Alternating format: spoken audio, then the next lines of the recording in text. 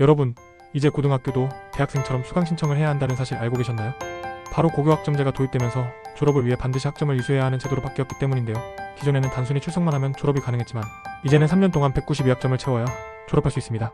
또한 1학년 때는 필수 공통과목을 듣고 2학년, 3학년 때는 본인의 진로에 맞춰 과목을 직접 선택할 수 있게 됐어요. 즉, 어떤 과목을 선택했는지가 대학 입시에도 영향을 미칠 수 있다는 것. 그렇다면 졸업을 하려면 어떻게 해야 할까요?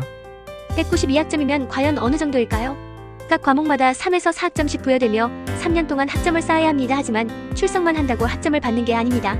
과목별 출석률 3분의 2 이상, 성취 수준 40% 이상. 미수 과목이 생기면 학점을 인정받을 수 없음. 예를 들어 국어 4학점, 수학 4학점, 과학 3학점 이런 식으로 학점을 채워야 합니다. 즉 2학년, 3학년 때 진로에 맞는 과목을 신중하게 선택하는 것이 중요하다는 점 꼭 기억하세요. 그럼 내신 성적은 어떻게 바뀌는 걸까?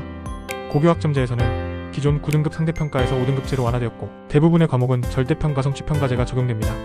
성취도 A등급으로 평가, 40% 미만이면 밀수 2등급 학점 인정 안됨. 변별력 유지를 위해 일부 과목은 상대평가 병행.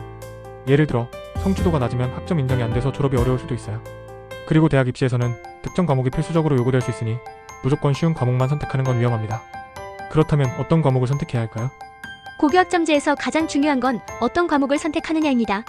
대학 입시는 이제 단순히 성적만 보는 게 아니라 고등학교에서 이수한 과목도 평가 요소로 작용하기 때문인데요. 예를 들어 서울대 전기정보공학부를 목표로 한다면 핵심 권장 과목 물리학, 미적분, 권장 과목 확률과 통계, 기하, 의예과의대를 목표로 한다면 핵심 권장 과목 생명과학, 화학, 미적분. 만약 전공 필수 과목을 이수하지 않았다면 입시에 불이익을 받을 수 있고 합격 가능성이 낮아질 수도 있습니다. 따라서 대학별로 권장하는 과목을 미리 체크하고 전략적으로 선택하는 것이 중요합니다. 그런데 문제는 내가 듣고 싶은 과목이 학교에 개설되지 않을 수도 있다는 점. 이럴 때는 어떻게 해야 할까요? 걱정하지 마세요. 세 가지 해결 방법이 있습니다. 공동교육과정 다른 학교와 연계하여 수업을 듣는 방법. 온라인 학교 실시간 원격 수업집에서도 수업을 들을 수 있음. 지역대학 연계수업대학에서 직접 수업을 들으며 학점을 이수. 즉, 학교에 원하는 과목이 없어도 포기할 필요가 없습니다. 다양한 방법을 활용해서 원하는 과목을 이수하면 됩니다. 마지막으로 고교학점제를 성공적으로 활용하기 위한 핵심 전략을 정리해볼게요. 1학년 때 공통과목을 충실히 이수하기. 2학년, 3학년 때 대학 희망 전공에 맞춘 과목 선택하기. 성취도 관리 필수. 40% 미만이면 학점 인정 불가. 내신은 성취평가 제절 대평가. 일부 상대평가 혼용.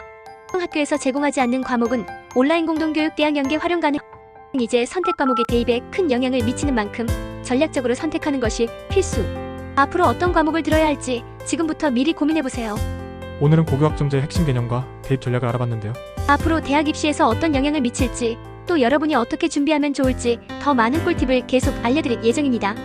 지금까지 KGIS였습니다. 감사합니다.